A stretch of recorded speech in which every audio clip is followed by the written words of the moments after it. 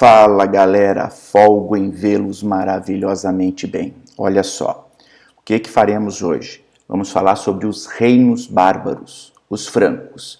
Então, primeiro passo é o seguinte, vou colocar aqui para vocês o famoso esquema que é extremamente importante. Por quê? Relembrando, a Idade Média, ela tem o quê? Aproximadamente 1000 anos, né? Vamos só relembrar, 476 com 1453. Então, durante a Idade Média, relembrando sempre, nós temos esse esquema aqui, em que eu tenho os acontecimentos ligados ao Império Bizantino ou ao Império Romano do Oriente, perfeito?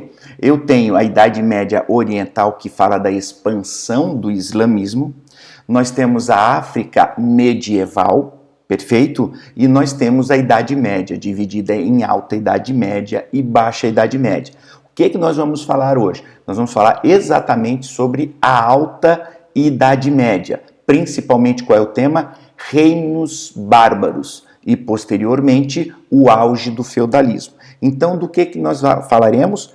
Sobre os reinos bárbaros. Então, quer dizer o seguinte, ao mesmo tempo, as coisas estão acontecendo. Eu estou com a Arábia pré-islâmica, eu estou com o Império Bizantino alcançando seu auge no século VI e a vida continua na África medieval. Lembrando sempre o seguinte, esta Europa que nós vamos ver agora, ela só tem contato com a África, né, subsaariana, ou seja, abaixo do deserto do Saara, a partir do século XV, perfeito? Então, esta África medieval aqui, que tem contato com este período que nós estamos estudando, é a África norte-saariana, perfeito? A África que está ligada ali ao mar Mediterrâneo. Então, o que nós vamos ver é enquanto isso no Ocidente, que período? Alta Idade Média. O que vai estar acontecendo? Olha aqui, eu primeiro coloco este mapa aqui, que é para você se localizar em tempo e espaço. O que eu falei para vocês? África medieval exatamente aqui, perfeito? Está aqui a extensão máxima do Império Bizantino. Nós vamos falar de quem? Exatamente aqui, ó, dos francos, esta região aqui. Tá certo? Então, a nossa aula hoje, ela vai se prender especificamente a esta região. Tranquilo? Então, vamos falar das características gerais da Alta Idade Média. Ela é a formação e o apogeu do feudalismo, é um período de constantes invasões, ou seja, essas invasões constantes, eles levam a um deslocamento populacional. Se eu não entendi, ó, vamos imaginar o seguinte, eu tomei Florianópolis, eu sou uns bárbaros, chegamos de barco, tomamos Florianópolis, perfeito? Agora eu quero tomar o quê? Eu quero tomar Joinville, o meu objetivo é chegar a Joinville.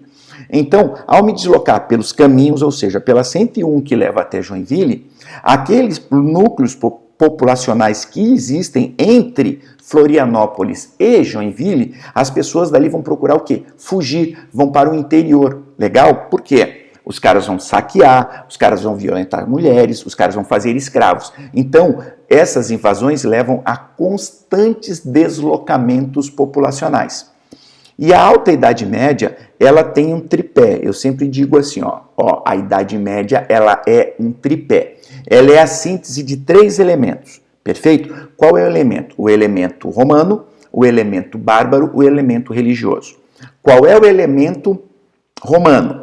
O colonato. Qual é o elemento bárbaro? O comitatus e o benefício. Qual é o elemento religioso? O cristianismo, que é a base da unidade cultural da Alta Idade Média. Perfeito? Claro que isso aqui você vê mais a fundo, especificamente, quando se fala da aula sobre o auge do feudalismo. Então, quais são os elementos existentes do feudalismo? Vamos lá. O elemento romano, a clientela, né, a dependência entre servos e senhores. Como assim? Olha, lá quando nós colocávamos a pirâmide social romana, você tinha lá patrícios, clientes e plebeus. Então, esta clientela aqui, aquele homem livre que se colocava sobre o poder de um patrício por proteção, vai receber o nome do quê? De servos, perfeito? Os germânicos, eles tinham comitatus. O que é o comitatus? É a dependência, é o vínculo, né? Eu juro fidelidade a você. Então, cria-se a dependência, vai ser a base da suzerania e da vassalagem. Então, comitatus é exatamente o quê? O grau, a dependência, né? A relação. O outro elemento romano é o colonato, a fixação do homem na terra, a origem da servidão. Diminui-se a quantidade de escravos devido ao processo da decadência do Império Romano. E aí o que vai ocorrendo? Eu necessito de mão de obra, mas eu não tenho como pagar essa mão de obra. Então o que vai acontecendo? O colonato, o colono, ele vem trabalhar nessas terras recebendo alguma coisa em troca. Germânicos, a base era a subsistência. Não existia comércio e moeda, né? Era a sua base da sua produção agrícola, era a subsistência. Os romanos, eu tenho as vilas, né? O que eram as vilas? As grandes propriedades rurais dos patrícios. Os germânicos, eles tinham economia agropastoril. Os romanos tinham um elemento religioso, a igreja, e os germânicos, eles tinham especificamente quem? O direito consuetudinário, ou seja, o direito baseado na tradição. Esse mapa mostra exatamente o quê?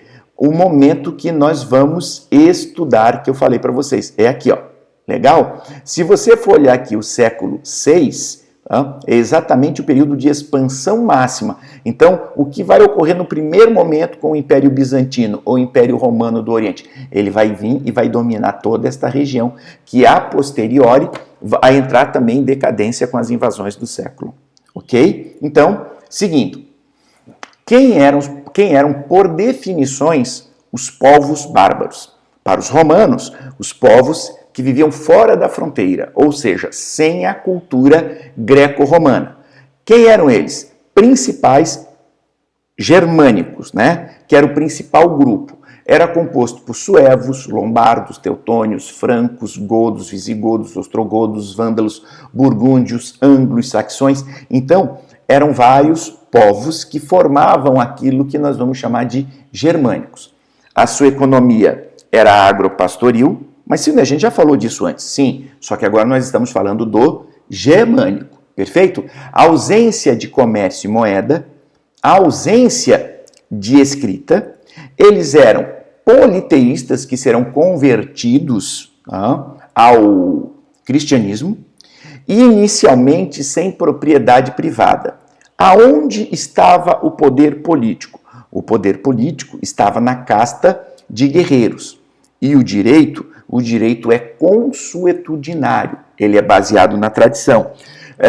Tanto que já caíram questões em vestibulares lá sobre monarquias absolutistas, em que fala o seguinte, olha, o rei tinha um poder absoluto sobre todas as coisas. Não. Por exemplo, uma das coisas que o rei não podia, de forma nenhuma, era confrontar o direito consuetudinário. Perfeito? Então, a tradição se mantém principalmente quando você forma como é que eu vou colocar? As monarquias absolutistas, porque era uma forma, inclusive, de garantir o direito de um senhor feudal, por exemplo, sobre sua propriedade. Perfeito? E você tem o comitatus, que é o laço de dependência entre os guerreiros, né? Eu te juro fidelidade, é o comitatus, e o que eu ganho é o benefício. Perfeito? Então, vamos lá. E a gente vai falar especificamente agora de que povo bárbaro dos germânicos. Nós vamos falar dos francos, perfeito? Os francos que estariam hoje no que se chama de atual França. Legal? Então, o Império Carolíngio ou o Reino Cristão dos Francos, localização é aonde? Na França. Único reino bárbaro relativamente duradouro. Certo? Então, quer dizer, foi um reino bárbaro que teve uma permanência mais longa. Tá? Começa com quem? Com a dinastia merovingia, de Meroveu, que luta ao lado dos romanos contra as invasões. Quem vai se destacar? Clovis, que em 496 ele unifica as tribos bárbaras e se converte ao cristianismo. Lembra, olha só a questão cultural, né? Cristianismo, por quê? A unidade cristã. Vocês vão entendendo nas próximas aulas, que nós vamos rever, que a função da igreja é extremamente importante. Ela trabalha sempre para manter uma unidade. O que o Clovis vai fazer? Ele vai conquistar a Gália, que é parte da atual França. Eu tenho o processo de ruralização, né? Quer dizer, as cidades elas estão basicamente diminuindo de tamanho, praticamente ficando inexistentes, enquanto eu entro numa fase de ruralização das vilas, certo? Distribuição de terras entre o clero e a nobreza, e a sua morte geralmente ocorre, né, com aqueles reis mais poderosos, começa um processo de fragmentação. Chama-se o último rei, os últimos reis dessa dinastia, de reis indolentes. Por quê? Porque eram reis de uma incapacidade administrativa. Eles não estavam preocupados com a administração. Efetivamente, quem governa nesse período, que tem o poder de fato, é o chamado mordomo do paço ou mordomo do palácio, que seria uma espécie de prefeito, de primeiro-ministro. Quem vai se destacar entre esses mordomos do paço é exatamente Carlos Martel.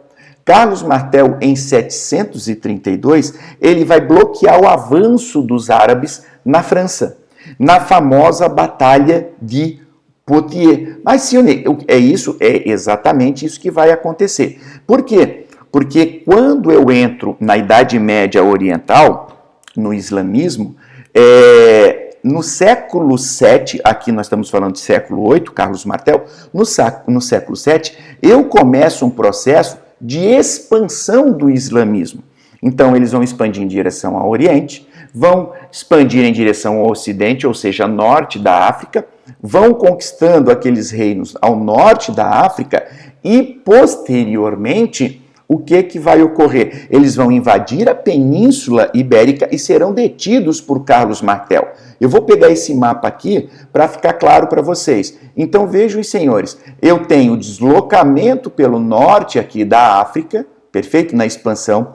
Eles vão dominar toda a Península Ibérica, vai resistir inicialmente aqui, é até menor, o reino das Astúrias, e eles serão parados, olha onde? Em Poitiers. Então, a partir daqui, basicamente, a gente começa aquilo que vai ser chamado de quê? De guerra de reconquista. Então, este mapa aqui mostra para vocês exatamente esta questão aqui, ó. Beleza? Da Batalha de Poitiers. Aonde foi que ela ocorreu? Tranquilinho? Então, vamos voltar onde nós estávamos. Aqui no nosso querido Carlos Martel. Então, a partir de Carlos Martel, o seu filho chamado Pepino, o Breve, é que inicia-se a dinastia carolíngia. O que os carolíngios vão fazer? Vão expulsar os lombardos da Península Itálica. Olha só, essa Península Itálica que havia pertencido a Justiniano na expansão do Império Bizantino, certo? Aí até o século VII. No século VIII, os lombardos dominaram a região. E aí o que ele vai fazer? Vai fazer a doação para a igreja do famoso Patrimônio de São Pedro. Perfeito? Ele recebe o apoio da igreja. Lembrem sempre, a igreja, ela busca um reino forte, um império forte, que é para manter o quê? Manter-se viva. Essa é a ideia. Então, por isso, o investimento da igreja ao período nesses reis bárbaros. Quem é que vai ser o de maior destaque? Exatamente Carlos Magno. Ele vai governar de 768 a 814. Aí você está vendo a imagem especificamente de quem? Do nosso querido e ilustre Carlos Magno. Perfeito? Então, qual é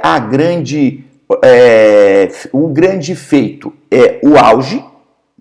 Ele vai fazer guerras de conquistas. Vocês vão ver o tamanho do império que vai ficar nessas guerras de conquistas. Ele vai fazer doações para os nobres que lutaram com ele nesse processo de expansão. Perfeito? Este processo de doação é o que cria o laço de dependência. Esse é o comitatus. Então, o que eu vou fazer? Eu vou doar as terras, dividi-las em condados, ducados e marcas. Então, eu terei os marqueses, os duques e os condes. E é durante o governo do Carlos Magno que eu tenho uma centralização de poder relativa. Aqui nesta imagem mostra especificamente para vocês a expansão do Império Carolíngio. Perfeito? Até aí está tranquilinho para vocês vejam que é um processo gigantesco, né? A expansão do Islã, dos árabes, a Europa retoma áreas que estavam sob o poder do Império Bizantino. Então, as coisas vão acontecendo. Olha só o mapa que eu falei para vocês aqui, certo? Então, é uma movimentação constante neste período da história. Ele vai receber o apoio da igreja, né? Ele vai receber esse apoio, por quê? Porque a expansão do cristianismo e aquilo que eu falei, é a questão da unidade cristã. Tá? Vai-se ter a tentativa de reconstruir o Império Romano do Ocidente, tanto que o Papa vai coroá-lo, que é o grande cuidado, vai coroá-lo imperador dos romanos. O imperador do Sacro Império Romano Germânico é Otto I. Então, cuidado na pegadinha lá de um vestibular, de um concurso. Carlos Magno foi o imperador do Sacro Império Romano Germânico. Não, ele é coroado imperador dos romanos. Ele vai dividir essa extensão territorial que você viu aqui em 300 partes, que serão os condados, os ducados e as marcas, já dito para os senhores anteriormente. Ele vai criar a função do Missi Dominici, que são funcionários imperiais encarregados da burocracia. O que seria essa burocracia, Silney? Seria exatamente, a fiscalização. Eles seriam auditores. Então, eles viajavam, ele via exatamente, olhava como estava a administração dos condados, ducados e das marcas e mantinham o Carlos Magno informado. Ele tinha também o que foi chamado de leis capitulares, as leis imperiais, perfeito? Então nós já temos uma questão de poder centralizado com as leis imperiais. Claro que com sua morte as coisas vão mudar, mas vamos entendendo isso devagarinho. Outra coisa extremamente importante é o Renascimento Carolíngio. O que foi isso? É a preservação de obras clássicas em escolas eclesiásticas. Então, uma das coisas que os senhores têm que tomarem muito cuidado é referente à expressão assim, ó, a Idade Média é uma idade das trevas. Essa idade, ela foi cunhada depois, gente, certo? Ela foi cunhada depois, não é durante este período. É inverossímil, não se deve utilizar isso, por quê? Porque, por exemplo, o Carlos Magno, ele é o cara que vai preservar essas obras clássicas, né, nas escolas eclesiásticas. O que seriam isso? As obras dos gregos, né, que estariam guardadas lá. Ele vai fundar escolas, perfeito? E é também no período da Idade Média que eu tenho a inovação tecnológica que vai me permitir o aumento da produção e da produtividade. Então, falar que não há uma produção intelectual, que não há inovações no período, é errado, perfeito? Então, tenho sempre em mente isso. O que acontece? Quando ele morre, assume o seu filho chamado Luís o Piedoso. Alguém com o nome de Piedoso na Idade Média, vocês já imaginaram o que vai acontecer. É o enfraquecimento, perfeito? Então, este poder central, ele enfraquece. E aí eu tenho um processo chamado de agravamento da descentralização política. O que seria isso? A disputa pela sucessão, né, imperial, quando da morte do Luís Impiedoso. Isso se agrava, porque os seus 3 filhos que ele possui, eles querem ser o rei deste império, criado por Carlos Magno. Então, como eles vão entrar em constante conflitos, o que vai ocorrer? Vai existir uma coisinha, eles vão assinar, chamado Tratado de Verdun. Perfeito? O que seria o tratado? Pegar o império do Carlos Magno, que ficou com Luís, seu filho, o Piedoso, e dividi-los em 3 partes. Dividi-lo em 3 partes. O Ocidente ficaria com Carlos, o Calvo, que seria a atual França. O centro ficaria com Lotário, que seria a atual Suíça e Itália. E o Oriente ficaria com Luís, o Germânico. Então, a nova configuração do mapa do Império Carolíngio ficaria assim formado. O que vai acontecer? Mais na frente, quando falarmos das monarquias, da formação das monarquias nacionais, nós vamos ver novamente a igreja entrando pesado para manter uma unificação. Por que isso? Porque era intuito dela, como eu sempre disse, manter a unidade cristã, o controle cultural sobre as pessoas na época. Legal? E aí, por que os senhores feudais vão ganhar, os nobres, os condes, os marqueses, vão ganhar mais poder? Exatamente porque para que eu me tornasse rei, eu pedi apoio desse cara. Então, eu abri mão do meu poder em troca do seu apoio. Então, por isso que nós vamos chamar no processo o auge do feudalismo. Perfeito? Então, aqui nesta aula que fizemos aqui sobre a formação dos reinos francos, o reino mais duradouro existente, perfeito? É exatamente o reino franco.